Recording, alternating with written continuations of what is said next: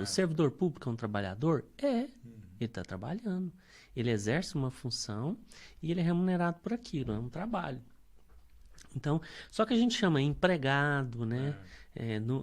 Na CLT a gente chama empregado. Apesar de que algumas empresas gostam de chamar de colaborador. Frufru. Frufru.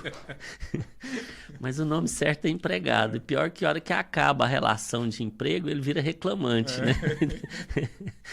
Piora aí um pouquinho. Cara, então assim, eu faço muita chacota com isso, né? Colaborador. Aí, empregado. Fazer a demissão do empregado. Aí ele pega e reclama, ele vira reclamante, né? Então, assim, mas são esses tipos de, vamos dizer assim, a forma jurídica de relação de trabalho, que é a forma jurídica de relação de trabalho, que é através da CLT, que é através do estatuto. No servidor público, é o estatuto do servidor público, e aí são vários estatutos. Aí começa o problema, já começa por aí. Eu tenho o estatuto do servidor municipal, eu tenho o estatuto do policial militar, eu tenho o estatuto ok? Então eu começo, eu tenho um servidor, eu tenho um estatuto. A maior parte do servidor público segue o mesmo estatuto, civil. Agora, militar não, é outro estatuto, é outra forma. Tá? Então, de acordo com essa relação, tem diferença na parte da saúde e segurança. Existe aí, eu chamo de, os juristas falam de vacatio, né? Não é vacatio, é um vácuo, vácuo legis. Existe aí um vácuo, um buraco. Existe uma parte ali que não está coberto. Então, assim, a CLT é tudo tranquilo. Então, se é um servidor, que ele é um empregado público, ele tem que cumprir, aquela empresa tem que cumprir a CLT, vai ter que ter SESMIT, vai ter que cumprir as normas de segurança, vai cumprir a CLT, ok? Pronto, já deu o fio da meada. Agora, é estatutário? Complicou. Por que ele complicou? Porque se você pegar lá na NR1, lá no primeiro índice, lá 1.2.1, né? O que ela fala lá? Que as normas de segurança se aplicam aos trabalhadores, né, das organizações, ela usa um termo organizações, e depois ela fala os servidores públicos da administração direta e indireta, aí ele fala também do Ministério Público, fala do Legislativo, do Judiciário, ou seja, ele engloba todo mundo ali, certo? Mas ele tem uma ressalva lá no finalzinho. Que possuam empregados regidos pela CLT. Pronto, cortou todo mundo. Resumo da paródia. O pessoal estava se animando assim, oba, oba, oba. Ah, não. É mais ou menos que isso. Não. E aí tira todo mundo da jogada. Então, olha que interessante, né? Mas o direito, todos têm.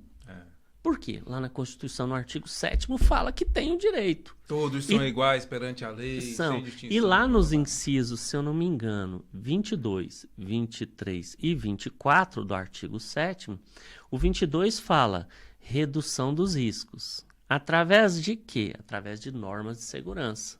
Então, lá fala, e a Constituição, ela vale para todos. Então, está falando que tem que ter norma lá na Constituição. No inciso 23, fala de penosidade, insalubridade e periculosidade. Periculosidade e insalubridade tem legislação, tem norma e tudo mais. Penosidade, ninguém falou disso, ela não foi regulamentada, não existe nada que fala disso, mas fala que tem direito. Lá na Constituição fala que tem direito a receber uma pecúnia, um adicional pecuniário a respeito disso. Mas não está nada. E por último, lá também, o inciso 24, ele fala da aposentadoria. Todos têm direito à aposentadoria. Agora, para nós, qual que é o interessante? A aposentadoria especial é daqueles que estão expostos a alguma atividade que é prejudicial à sua saúde e que, através disso, ele possa receber ali o quê? Uma redução no tempo de contribuição para ele poder aposentar com um tempo menor. Então, tudo isso aí está lá na Constituição. Agora, nem tudo está regulamentado, nem tudo está ok. Aí você vai para o serviço público, tem o comissionado, que é uma figura totalmente à parte também, e tem o estatutário, o comissionado e o empregado público. E ainda tem os militares. Né? O comissionado é esse que é indicado pelo político. É indicado pelo político. Onde que está? Depende muito do município, do estado que você vai trabalhar. Então, assim, você tem que conhecer a legislação daquele ente federativo, daquele ente municipal. Existe na legislação o princípio, né? Eles têm autonomia. Então, o princípio da autonomia. Então, o município tem autonomia como município e ele pode legislar dentro do município. O Estado pode legislar dentro do Estado, né? E a União também. Então, existe as casas específicas para cada uma. Por exemplo, o servidor público municipal, o estatuto dele está lá na Câmara Municipal. Foi votado, foi aprovado na Câmara Municipal. O servidor público estadual, o estatuto dele foi votado, foi aprovado lá na Assembleia Legislativa do Estado. E os demais lá na União. E assim sucessivamente. Então, eles têm independência. E outro princípio. É complicado você criar uma regra. Alguém vai falar assim, por que não cria uma regra padrão e encaixa todo mundo nessa regra? É o que a gente queria, não é? Vamos botar todo mundo na mesma caixinha? Todo mundo quer isso. Mas aí eu vou ferir um princípio. Eu não posso dar um custo para um ente da federação, eu não posso impor um custo para ele. Aí eu começo a criar, você é obrigado a fazer isso, você é obrigado a fazer aquilo, mas e a verba? De onde que vem? O dinheiro que cai na conta do município, o dinheiro que cai na conta do Estado, ele tá lá definido para que é. Eu não posso pegar aquele dinheiro e tirar da caixinha aqui e colocar na caixinha de lá. Então, simplesmente, eu não posso chegar, não, agora eu tenho que comprar isso, tenho que fazer tal coisa aqui, porque a questão de segurança, então vamos tirar o dinheiro daqui e vamos fazer assim. Sem lei, você não pode fazer isso. Sem destinação adequada, você não pode fazer. Então, o serviço público ele é mais complexo, ele é mais complicado de mexer, né? E a lei é individualizada. Então, o que eu vou falar aqui para você, eu vou falar do Estado de Goiás.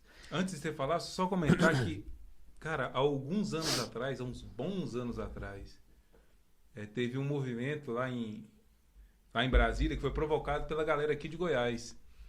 Que foi 2014, 2016, eu estava envolvido nisso. A gente criou um escopo de NR do serviço público. Né? Eu me lembro que até o Francisco Edson estava envolvido também. A gente foi para Brasília lá. A gente fazia parte desse movimento. Porque ele era, nessa época, ele era presidente da AGEST, eu era o diretor técnico científico.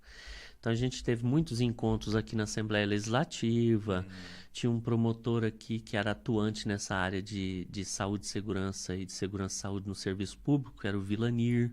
Esse promotor, ele impulsionava as ações de segurança. Entendeu? Então ele foi uma... Eu diria que ele foi a grande figura que levou o Estado de Goiás a ter a sua amplitude no sentido de ter legislação específica de saúde e segurança. O Estado de Goiás, os servidores públicos devem muito a esse promotor que teve aqui na época, porque ele forçou, né? Ele exigia, ele chamava TAC, sentava com o pessoal e chamava os SESMITs dos órgãos públicos, vem cá, como é que tá isso, como é que tá aquilo e tal. Então, assim, ele monitorava órgão por órgão para ver como é que estavam as questões de segurança do trabalho. Porque tinha vamos dizer assim, uma promotoria específica para isso, que não tem hoje, ela foi extinta. Pois é, então, possivelmente essa NR do serviço público não vingou então por causa disso, né? Porque teria que dizer de onde vem o recurso, não sei o que. Eu me lembro que na época... É complexo. A gente conversou lá em Brasília com o Machado, que era assessor do Paulo Paim. Na época, o Paulo Paim ainda era deputado. Sim. Machado que você fala, o Francisco Machado? Não, o Machado lá de Brasília mesmo. Ele é assessor do Paulo Paim. E Me lembro disso. Me lembro aí a disso. gente deixou esse projeto lá com ele e nunca teve segmento. Então, provavelmente foi por causa disso, né? É muito Não- complicado. Você tem que tem que- descer. Veja bem, um projeto desse, você está criando uma destinação e uma obrigação orçamentária para todos os estados e municípios e todos os órgãos, e etc. Você está criando algo ali que está forçando essa barra. Você está entendendo? E você não pode simplesmente ir de goela abaixo, né? Então tem que se organizar. Aí, voltando para o Estado, o que aconteceu? Nessa época, surgiu então esse movimento, foi criada aqui no Estado, não as normas, mas criou uma lei chamada Política de Saúde e Segurança do Servidor Público do Estado de Goiás, que é a Lei 19.145. Que data que ela é? Amanhã ela faz 8 anos. Amanhã, ó, ela é nova, né? Amanhã, que é 29 de dezembro de 2015. 29 de dezembro de 2015. Lei 19.145. Então, ela trata da política. Ela foi desenhada, muita ideia do Villanir e do pessoal que estava envolvido, Procuradoria Geral, é claro que teve envolvimento da PGE do Estado, né, Procuradoria Geral do Estado, desenhou essa política. E ela é bonita, é uma lei bonita. Eu aconselho aqueles que querem trabalhar isso, levar isso para o seu estado, pega a lei estadual aqui, ó, ela é muito boa, tenta emplacar ela no Repete o seu número aí, por gentileza, para a galera pegar. É a Lei 19.145, lei estadual, tá? 19.145 aqui do Estado de Goiás. Ela é de 29 de dezembro de 2015. Política de Saúde e Segurança do Servidor. Política de Segurança e Saúde do Servidor Público do Estado de Goiás. Legal. Entendeu? Todo mundo no Estado de Goiás, do Executivo, é obrigado a cumprir essa legislação, entendeu? E aí o que acontece? Ela definiu as diretrizes. Até os programas de prevenção tem nela lá. Ela tá lá com o PPRA na vida lá ainda, mas ela tá lá. Ela tem todos os programas prevencionistas que foram especificados naquela época. Bacana. Só que ela já deu um enfoque para o serviço público. Ela já focou aquilo para um trabalho no serviço público. Que foi a grande sacada, né? Não encaixa todas as coisas. Tem umas divergências de CIPA. Então, lá foi colocado CIPA, por exemplo, você estava falando mais cedo que você está trabalhando no livro da CIPA novamente, vai fazer um ajuste nele. Se você for trabalhar a CIPA, seria interessante você deixar um capítulo na CIPA no serviço público. Vou te dar uma dica. Põe no teu livro CIPA no serviço público, eu te dou um material para você trabalhar. O que acontece aqui no serviço público? Tem uma especificação diferente. Ela dura por 2 anos. Você está entendendo? Ela não dá estabilidade, porque o servidor já tem estabilidade. Então, ela não existe estabilidade. E nem pro comissionado que não tem estabilidade. Ele pode ser... O comissionado, ele pode ser exonerado a qualquer tempo. É prerrogativa de quem colocou ele. Então, ele pode ser cipeiro, ele pode ser o que for. Colocou, tirou, é prerrogativa de quem nomeou ele, do governo. Ok? Então, assim, não existe essa questão de estabilidade. E aí, como é que você vai colocar o pessoal para trabalhar lá? Muita gente na CIPA, você sabe que é invocado com estabilidade. Vou para a CIPA para ganhar estabilidade. No serviço público, a gente tenta envolvê-lo pela obra, pelo trabalho com a segurança, como um braço do SESMIT dentro da instituição, né? E aí a gente dá um incentivo para ele. Lá o presidente e o vice-presidente têm 5 dias de folga por ano. E os outros membros da CIPA têm 3 dias de folga. Se ele participou das reuniões, tudo direitinho, ele tem esse incentivo, folga, benefício para ele. Então, a gente na época queria colocar até um valor pecuniário para poder incentivar melhor, mas não foi para a lei, não foi isso aí, não caiu na lei, né?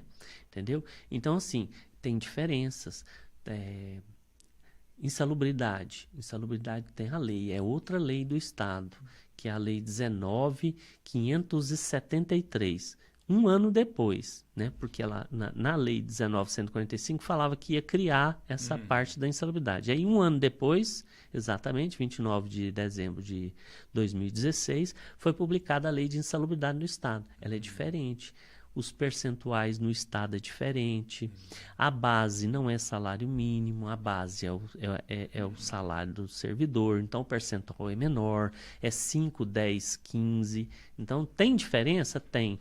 Tipo de insalubridade também é diferente.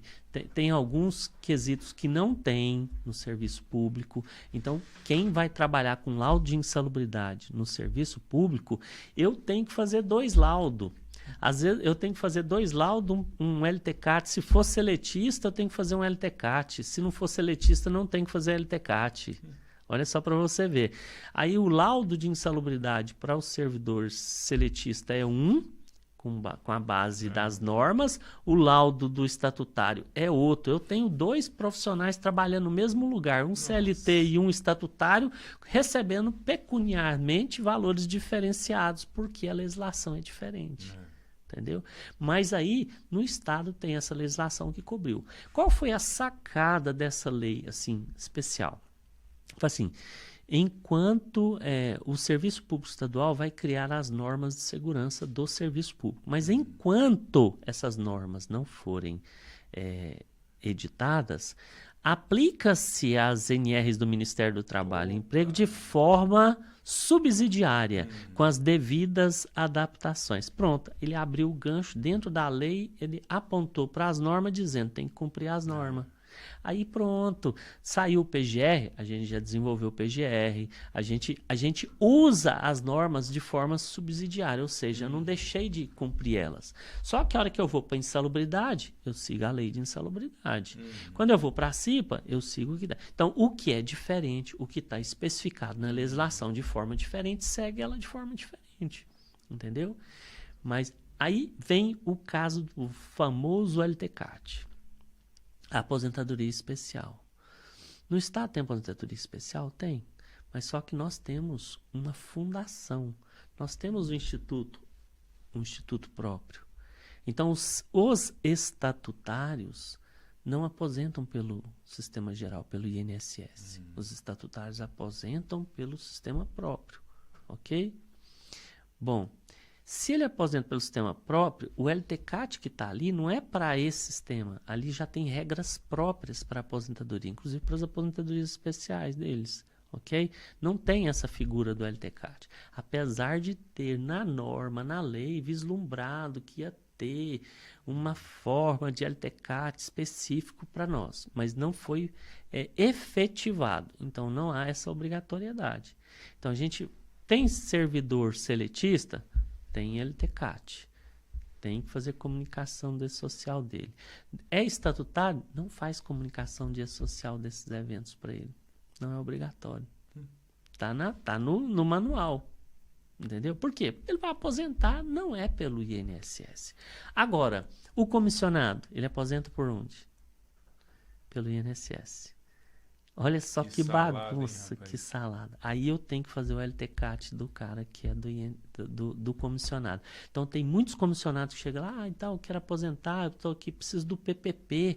Aí você tem que elaborar. Você lembra umas planilhas que eu criei, que eu até disponibilizei para você? Por conta desse negócio que eu criei aquelas planilhas para poder facilitar isso. Agora com o E-Social e os sistemas que a gente teve que encaixar com o sistema, já adquirimos um sistema também. Então, nesse ponto, o E-Social foi ótimo para o serviço público, né? Que é uma outra deixa aí muito legal, que agora, independente de ter ou não ter lei, eles têm que cumprir o E-Social. Você tem que cumprir o E-Social, como é que ele vai fazer? Ele vai ter que fazer alguma coisa. Ele vai ter que demonstrar os riscos, vai ter que demonstrar que ele fez exame médico, ele tem que cumprir. Ele tem que mostrar os afastamentos, né? Então, o E-Social está fazendo com que esses entes estaduais e municipais corram atrás de empresas de consultoria para ajudá-los nesse processo. É o que você tem ouvido aí, a correria toda, o desespero do pessoal. Interessante, hein? Agora, é gozado o Estado, né? Ele coloca as empresas privadas para ir no negócio. Aí quando chega a vez dele, ele fala, não, é muita responsabilidade, vamos deixar para depois, né? É curioso o Estado. Você vê o E-Social, né? Até os trabalhadores, né, os microempregadores, digamos assim, entraram antes do todo-poderoso Estado, né? Depois que a plataforma estava girando perfeitamente, digamos, né, corrigido dos bugs, não sei o quê. Aí entra o Estado, né? Curioso o Estado, né? É. Mesmo assim, ele entra com alguns privilégios, né? Ele não tem que informar todas as coisas, é que nem eu te falei. Depende muito do regime, né? Agora, essas prefeituras pequenas, a maior parte dos estados, se não tem uma previdência própria do estado, né? Que aqui é a Goiásprev, né? Então, se não tem uma própria, ela tem que seguir pelo regime geral. Se é pelo regime geral, tem que cumprir tudo. Então, a diferença está nisso aí. Você que anda aí pelo Brasil nesses eventos, né? Dando aula e tudo mais aí. Também que a aula se dá mais aqui, mas esses eventos você deve conversar com bastante gente. Ministro palestra nesse sentido também. Né? Existem cidades, municípios que não possuem norma de saúde e segurança estadual a nível nenhum? A maioria. A maioria? Então, nesses lugares, então, o profissional de segurança, quando vê quando ele vê que abriu o concurso, ele fica todo animado. Passa no concurso, quando ele passa, não tem norma para guiar o trabalho dele. É complicado. Inclusive, esse problema que você está citando aconteceu com o pessoal que tomou posse em 2006, né? O pessoal da AGAMP, que tomou posse lá no início. Rapaz, teve médico do trabalho, eu não vou citar o nome, né? Teve médico do trabalho que foi parar na corporação, na cavalaria, e tinha que olhar até os cavalos. Era uma coisa de louco, né? Entendeu? Então, assim, mas depois foi mostrando, essa equipe, um grupo grande, foi mostrando, olha, a necessidade, tem que fazer isso, tem que fazer aquilo. Aí veio a cobrança, entrou o Vilanir na parada, veio a cobrança, o pessoal foi direcionado, tirou ele desses desvios e foi direcionado eles para o trabalho correto. Mas não tem. Se você olhar também, se você for ver outros entes aí, outros órgãos, você tem os mesmos problemas. É a falta de um rumo, um destino para o pessoal seguir, né? Não tem um parâmetro pronto para todo mundo. Cada estado tem que correr e se virar. Toda vez que eu ministro palestra nesse sentido, inclusive no Conest de 2022 lá em Pernambuco, eu ministrei a palestra o PGR no serviço público. Né? Aí eu falei sobre legislação, o tanto de gente que procurou, você não tem noção. Me manda essa lei, eu tenho que levar essa lei lá para o meu estado. Lá no estado não tem isso, ou seja, a maior parte dos estados não tem legislação específica da parte de segurança e saúde do trabalho. É comum. Muito doido. Vamos pensar no profissional de segurança que passou no concurso, assumiu a vaga, e ele percebe que o Estado tem que fazer investimento em alguma coisa. Na empresa privada, ele marca uma reunião com o empregador, leva o projetinho dele, né? Pensando no profissional de segurança padrão, né? Daquele bom, raiz mesmo. Leva o projetinho dele com as melhorias, propostas, mostra para o empregador, projetinho, discute. Se o empregador aprovar, né? Será feito. Se o empregador não aprovar, não será feito. Se o empregador falar, traz 3 orçamentos aí, depois a gente conversa. Na iniciativa pública, a partir do momento que o profissional de segurança detecta a necessidade de melhorar alguma parte da saúde e segurança, qual seria o caminho para ele conseguir investimento para a área de segurança? É mais doloroso. Para falar mais suave, de uma forma suave, o caminho é um pouquinho mais doloroso, né? Quando você tem já alguma coisa institucionalizada como nós temos, que a nossa lei, essa 19.145, ela estabelece que cada órgão tem que destinar orçamento para a saúde. Então, a lei já define que tem que destinar orçamento. Então, quando a gente vai fazer qualquer solicitação, a gente sempre abre essa solicitação falando da lei, os artigos, as obrigações do órgão, etc. Sempre tem um trechinho, até um trechinho padrão que a gente já usa. Porque o secretário, o presidente de uma empresa estatal, né, o próprio governador, muda. Toda vez eu tenho que chegar lá e conversar com ele, que não sabe de nada disso. Eu tenho que mostrar para ele de novo. Então é cíclico. Trocou o chefe, eu tenho que marcar uma audiência com ele, né? Sempre, por exemplo, hoje eu estou no Detran, né? Respondo pela parte do SESMIT no Detran.